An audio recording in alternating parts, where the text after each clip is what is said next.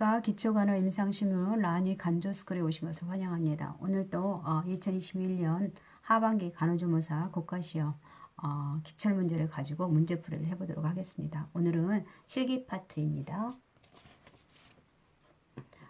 첫 번째 문제를 보시겠습니다. 성인의 체온 측정하는 방법으로 옳은 것은 이라고 되어 있네요. 직장 체온 측정 시 전자체온계의 탐침을 항문의 1cm 깊이로 삽입한다. 그리고 두 번째는 구강체온 측정 시 전자체온계의 탐침을 볼 점막에 삽입한다. 이마체온 측정 시 적외선 체온계의 센서가 환자의 눈을 향하도록 된다. 애가체온 측정 시에 전자체온계의 탐침이 겨드랑이 전외과의 선 위치에 오도록 꼽는다. 그리고 다섯 번째는 고막체온 측정 시 귀바퀴를 후 상방으로 잡아당겨 적외선 체온계의 센서가 고막을 향하도록 삽입한다 라고 되어 있는데, 우리 여기서 보시면 우선 직장 체온 측정할 때는 탐침이 성인의 경우에는 우리 성인이라고 했으니까 보통 2.5에서 4cm 정도 집어넣어야 됩니다. 그래서 2.5에서 4cm 정도. 그리고 아동일 때에는 1.5에서 2.5니까 여기서 답이 아니네요. 그 다음에 구강체온 측정 시 탐침을 볼 점막 아니라 혀 밑에 이빨을 물지 않고 혀로서 입을 다물도록 할 수 있도록 하고요. 이마 체온할 때는 적외선 센서가 이마에서 앞니마에서 옆으로 축두 동맥 있는 쪽으로 쓸면서 내려가 주시는 게 좋고요.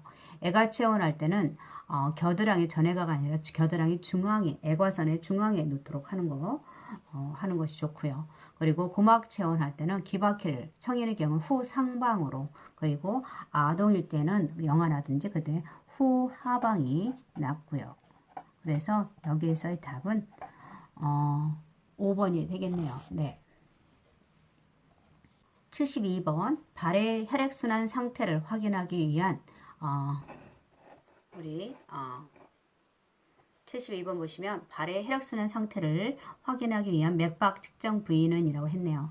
우리 축두동맥, 경동맥, 상완동맥, 요골동맥이 있는데, 우리 발이라는 것은 우리가 보통 부종이라든지 그 다음에 석고 같은 걸 했고 기부스 같은 걸 했을 때 부종이 옵니다. 그렇기 때문에 우리 그걸로 인해서 약간 발의 순환 상태를 확인하기 위해서 우리가 족배동맥을 측정하도록 하는 것인데, 여기에서는 그 발의 혈액순환 상태를 확인하기 위한 맥박 측정 부위는 족배동맥 같은 경우가 맞는 것 같고요. 축두동맥, 우리 축두동맥 같은 경우는 보통 귀 앞쪽에 축두동맥이 지나가고 있고, 요골동맥을 측정이 어려울 때 보통 하고요. 그리고 경동맥은 목의 양쪽 부위에 측정할 수 있고요. 그리고 경동맥 같은 경우는 우리 쇼크 환자들을 왔을 때 요골동맥을 재는 게 아니라 경동맥으로서 우리가 맥박이 있는지 확인할 수 있고, 그 다음에 상완동맥은 우리 혈압할 때 양측 상박에 있고 혈압 측정 시에 이용할 수 있고, 그리고 아동의 쇼크할 때 속이 왔을 때 상완동맥을 측정함으로써 우리가 맥박을 확인할 수 있고요. 요골동맥은 우리가 가장 보편적으로 많이 보편 사용되는 손목 부위, 요골동맥 맥박 측정 부위이고요. 그래서 여기서는 족배동맥이 되겠습니다. 13번 보시겠습니다. 비위관 삽입계를 측정하는 방법으로 옳은 것은, 우리가 비위관을 삽입할 때는 보통 위관 영양을 드리기 위해서 하는데, 위관 영양 대상자로는 보통 무의식 환자라든지 식도 이상이 있거나 구강에 커다란 상처가 있어서 구강을 사용할 수 없을 때, 그 다음에 구개 파일에 있는 영아 같은 경우에 비위관을 우리가 위관 영양을 실시할 수 있습니다. 그리고 비위관을 삽입하는 길이를 측정하는 것은 대상자마다 다르겠죠. 그렇기 때문에 그거는 보통 어떻게 되냐면 코끝에서 귓볼에서 검상돌기 길이를 측정을 하면은 보통 위가 그 부위에 있겠다라고 해서 여기서 코끝에서 귀에서 검상돌기까지를 측정하는 것이 좋습니다. 그래서 여기서의 답은 3번이고요. 보통 우리가 위관 영양을 할 때는 위관에 먼저 음식을 드리기 전에 위관의 위치를 확인해야 됩니다. 그래서 위 내용물을 흡인해 봐야 되고, 그리고 그 내용물이 100cc 이상이 나왔을 때 우리가 간호조무사 같은 경우는 영양액을 주입을 연기하고 내용물을 다시 밀어넣고요. 그리고 간호사에게 보고해야 되고요. 그리고 이게 비관 음식물이 중력에 의해서 내려가기 때문에 보통 위에서 30에서 50cm 위에다가 영양백을 위치하도록 하고 좋고요. 그리고 다 집어넣고 나서 주입하고 나서 보통 이온수를 물을 같은 것을 30에서 60cc 정도 미간에 씻어줘야 되고요. 그리고 식사하고 나서 30분 정도 반자로 30분 이상 앉아 있도록 하는 것이 좋습니다. 그리고 우리가 비위관을 영양을 주입하던 중에 대상자가 구토라든지 청색증이 나타나면 바로 멈추고 그리고 보고해야 되겠죠. 예. 그래서 여기서의 답은 3번이 되겠습니다.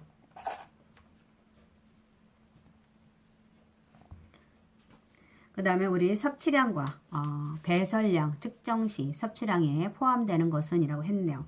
우리 보시면 출혈량, 구토물, 흉곽배액, 상처배액, 위간 영양액. 뭐 출혈량이나 구토물, 흉곽배액, 상처배액은 다 배설량이 포함되고 위간 영양액이 되겠습니다.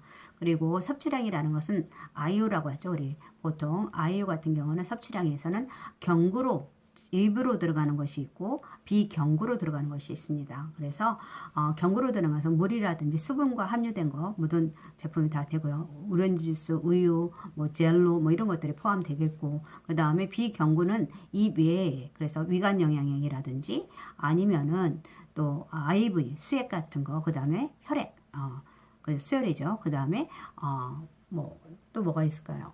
그 다음에 장로 세척 같은 거 했을 때 장로 세척 우리 세척물이 들어갔다가 나와야 되는데 다 들어간 만큼 나오지 않을 때 이것도 우리가 섭취량에 포함되고요.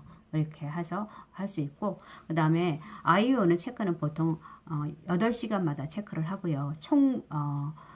총액은 우리가 반번이 24시간 나중에 다 합해서 할 수 있도록 하는 것입니다. 그래서 여기서 위간 영양액이 되겠네요. 우리 75번 보시겠습니다. 자연 배뇨를 촉진하는 방법으로 옳은 것은 도뇨관을 삽입하여 배뇨하게 한다. 흐르는 물소리를 들려준다. 손을 차가운 물에 담가둔다. 하복부에 얼음 주머니를 대준다. 차가운 변기를 제공한다. 우리 자연 배뇨라고 했으니까 우선 배뇨 곤란이 있을 때 자연 배뇨를 우선 하도록 유도하는 거죠. 그래서 도뇨관 삽입은 아닐 것 같고 흐르는 물소리를 들려주는 거 좋죠. 그리고 아니면은 손에다 따뜻한 물을 담가줘서 이뇨 효과를 나타난다든지 그 다음에 하복부에 얼음 주머니보다는 따뜻한 핫백을 대주는 게 좋고요. 차가운 변기가 아니라 따뜻한 변기를 대줄 수 있도록 하고요. 그리고 사생활이라든지 아니면 뭐 혼자 있게 볼 수 있도록 한다든지 그리고 남성은 서서 볼 수 있도록 하시고 여성은 앉아서 볼 수 있도록 하시는 거 그리고 그 다음에 수분에 문제가 없다면 구강으로 수분 섭취를 격려할 수 있도록 해주고요. 그래서 또 아니면은 대퇴 내면을 문질러줘서 정신적으로 이완할 수 있도록 해주는 겁니다. 그래서 여기서는 흐르는 물소리를 들려준다. 이게 답이 될 거예요. 네. 76번 보시겠습니다. 유치 도뇨관이 삽입된 환자의 요로 감염 예방법은 우리 유치 도뇨관을 가지고 있을 때는 보통 대상자들이 장기간 자연 변이를 하지 못하거나 요정처라든지 요실금이 조절되지 않을 때 이를 돕기 위해서 아니면 수술을 목적으로 장기간 수술을 요하는 뭐 수술실에 가게 될 때 뭐 유치 도뇨관을 삽입합니다. 그래서 이걸 예방하는 방법은 요로가며 소변이 고여 있도록 도뇨관을 꼬아둔다. 수면 시에는 도뇨관을 잠가둔다. 소변 수집 주머니를 병실 바닥에 놓아둔다. 소변 수집 주머니를 방광보다 아래에 놓아둔다. 그 다음에 찢어진 소변 주머니는 테이프를 붙여 사용한다. 우리 보면은 보통 복부가 팽만되었거나 아니면 소변 수집등에 소변이 고여있지 않을 경우에 도뇨관이 꺾이거나 꼬이지 않았는지 확인해 볼 수 있도록 하는 것이죠. 그래서 도뇨관을 꼬아두는 게 아니라 항상 소변이 잘 소변백에 소변이 잘 나오는지 확인할 수 두세 시간마다 확인할 수 있도록 하는 것이고요. 그 다음 수면 시에는 도뇨관을 잠가두는 게 아니라 항상 개방될 수 있도록 하고요. 그 다음에 소변 주머니를 병실 바닥이 아니라 우리 침상에 옆에 보면 고리가 있습니다. 그쪽으로 바닥에 놓아주지 않고 그쪽에 걸어둘도록 하고 그리고 항상 소변 주머니는 방광보다 아래에 위치할 수 있도록 위에 하게 되면 역류돼서 요로 감염이 일어날 수 있습니다. 그리고 찢어진 소변 주머니 같은 경우는 테이프가 아니라 갈아서 새 것으로 바꿀 수 있도록 하는 것이 좋겠죠. 그래서 답은 4번이 되겠네요. 77번 보시겠습니다. 한두 시간 정도 160도씨의 열을 이용해서 파우더를 멸균하는 방법은 이라고 했네요. 우리 보통 파우더 같은 경우는 연고라든지 이런 것 고온으로 인한 파괴 효과를 이용해서 오븐 형태의 멸균을 말하는 것입니다. 그래서 보통 바셀린 연고라든지 이런 것들, 그래서 건열 멸균이 되겠죠. 보통 120에서 140도 시에는 3시간이고 160도 시에는 한두 시간 정도로 건조해서 사멸하는 것. 그래서 건조하면서 사멸하는 균에는 패스트균이나 콜레라균, 인균, 메르균들이 있습니다. 여과멸균은 보통 열의 불안정한 액체를 이용하는 것인데, 보통 혈청이라든지 당, 요소 같은 것을 등과 같은 재료로 멸균이나 바이러스라든지 분리 세균 대사물질을 균체를 분리하고자 할 때 이거 여과멸균을 하고요.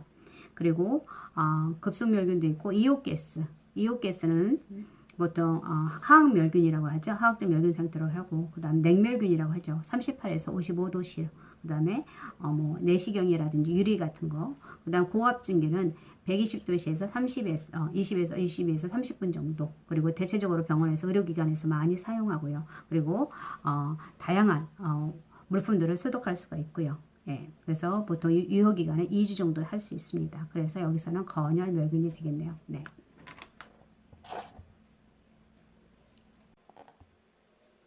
78번 보시겠습니다. 내과적 손 씻기에 대한 설명으로 옳은 것은 손목에 있는 시계는 착용의 채로 씻는다. 팔꿈치보다 손가락을 위로 하고 씻는다. 손을 씻은 후 맨손으로 수도꼭지를 잠근다. 그리고 손가락 끝을 다른 손에 손바닥에 문질러서 씻는다. 손을 씻은 후 젖은 종이 타올로 재사용하여 손을 닦는다 라고 했는데, 내과적 손 씻기 보통 일반적으로 우리가 많이 사용하죠. 내과적 손 씻기, 외과적 손 씻기 있는데, 내과적 손 씻기는 보통 우리가 임상에서 많이 보통 쓰는 게 내과적 손 씻기입니다. 환자를 본다든지 아니면 식사를 하기 전에 손 씻기 이런 것들이 포함되고 있죠. 그래서 손목에 있는 시계 같은 경우는 착용한 채로 아니라 벗은 채로 씻는 게 좋고요.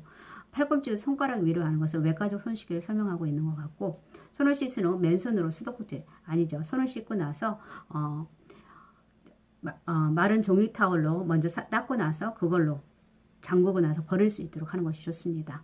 그래서 손가락 끝을 다른 손의 손바닥에, 거품이 있는 것에 문질러서 손톱에 있는 세균을 없앨 수 있도록 하는 것이 좋고요. 여기서 답은 4번이고, 그 다음에 5번은 손을 씻은 젖은 종이타월이 아니라 드라이된 마른 종이타월을 재사용하지 않도록 닦고 나서 버릴 수 있도록 하는 것이 좋죠. 네.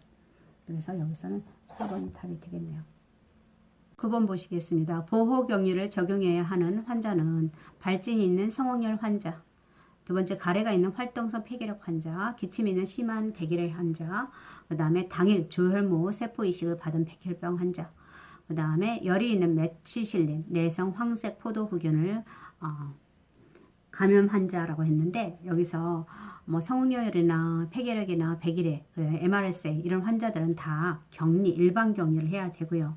그 다음에 보호격리라는 것은 감염에 민감한 사람들을 주위 환경으로부터 무균적으로 유지하는 것. 그래서 우리가 병원 직원이라든지 아니면 다른 환자, 방문객으로부터 이 환자 감염되는 걸 막기 위해 적용하는 것입니다. 보통 이런 환자들은 화상환자라든지 백혈병, 림프종, 재생불량성 환자라든지 악성 빈혈 또는 항암제를 사용하고 있는 환자라든지 이런 환자들, 신장 이식 환자 이런 환자들입니다. 그래서 여기서의 답은 4번이 되겠네요. 네. 80번 보시겠습니다. 욕창이 발생할 위험이 높은 환자는 스스로 조기 이상 중인 환자, 걷기 운동 중인 고혈압 환자, 자극에 반응이 없는 무의식 환자, 병실에 자주 배회하는 치매 환자, 일상생활 활동을 하고 있는 노인 환자. 여기서는 자극에 반응이 없는 무의식 환자가 계속적으로 누워있기 때문에 이런 환자들은 엉덩이라든지 팔꿈치라든지 무릎, 발꿈치 이런 데에 계속적으로 압력이 눌리기 때문에 무게로 인해서 욕창의 위험성이 높죠. 그래서 자주 우리가 체위 변경을 해준다든지 해주는 게 좋을 것 같습니다. 답은 3번이 되겠네요. 81번 보시겠습니다. 개복 수술을 환자의 상처 부위를 소독하는 방법으로 옳은 것은 이라고 했네요. 우리 소독 시점이 이게 점으로 나왔는데, 거기서 1번에서 6번 소독 순서, 그 다음 소독 방향을 순서하고 있고요. 그리고 소독 지점을 검은 점으로 시작을 했습니다. 그리고 그 할 때마다 우리 새로운 소독솜을 사용하고 있다고 보시면 됩니다. 그래서 첫 번째 같은 경우는 우리가 바깥에서 1번은 바깥에서 안쪽으로 들어오는 거네요. 우리가 수술 부위는 이쪽 부위로 본다고 치면은 네, 이쪽 부위로 본다고 치면은 바깥에서 이쪽으로 하는 것입니다. 예. 그렇기 때문에 우리가 1번하고 2번하고 안쪽으로 더러운 곳에서 깨끗한 쪽, 우리가 지금 수술 부위를 복부, 개복 수술한 부위를 제일 깨끗한 부위로 생각할 수 있죠. 그러니까 항상 바깥쪽으로 가야 됩니다. 그래서 이쪽에서 이쪽으로, 이쪽에서 이쪽으로, 이쪽에서 이쪽으로, 이쪽에서 이쪽으로, 이쪽에서 이쪽으로, 아니면은 여기서 먼저 뭐 이런 식으로 닦는다든지, 이렇게 닦는다든지 이렇게 해야 되죠. 그렇기 때문에 이거는 아닌 것 같고요. 두 번째는 여기서 1번에서 여기서 절개선에서 바깥쪽으로, 절개선에서 바깥쪽으로, 절개선에서 바깥쪽으로, 이게 맞죠, 답이. 그리고 여기는 3번 같은 경우는 안쪽에서 이렇게 하는 겁니다. 우리 소독을. 그래서 안 되죠. 예. 그 다음에 이쪽은 위에서부터 이렇게, 이건 말도 안 되죠. 네. 그 다음에 5번 같은 경우는 밖에서부터 안쪽으로 오는 겁니다. 차라리 이런 식으로 우리가 수술을 안 한 환자들, 수술 부위가 없는 것은 보통 여기서부터 시작해도 됩니다. 바깥쪽으로 이렇게 닦아가는 것도 괜찮습니다. 수술. 근데 이거는 바깥쪽에서 들어오기 때문에 아니고요.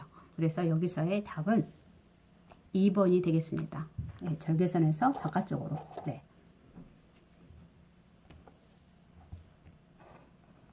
그 다음에 82번 보시겠습니다. 82번은 우리 침상 목욕 시 주의사항으로 옳은 것은 이라고 했네요. 예. 발목에서 대퇴 쪽으로 닦는다. 눈은 비누를 묻힌 물수건으로 닦는다. 목욕물의 온도는 30도씨로 유지하고 문을 열어두어 방 안에 습기가 차지 않도록 하고 왼팔에 정맥 주사를 맞고 있는 경우 왼팔의 환우부터 벗긴다. 우리 보시면 우리가 목욕 순서를 보면 보통 얼굴부터 하죠. 그래서 눈, 코, 입, 이마, 귀 순서로 하고 그 다음 팔은 손끝에서 겨드랑이 쪽으로, 그 다음에 가슴은 둥글게, 그 다음 배는 배꼽을 중심으로 시계 방향으로 닦아주시면 되고, 발은 발목에서 대퇴 쪽으로 이렇게 해주는 것은 뭐냐면 정맥 혈행을 심장 쪽으로 보내기 위해서입니다. 그렇기 때문에 답이 1번이고요. 그리고 눈에는 닦을 때는 비눗물을 묻히면 안 되고요. 그리고 목욕물 온도는 보통 얼마냐면 43에서 46도씨입니다.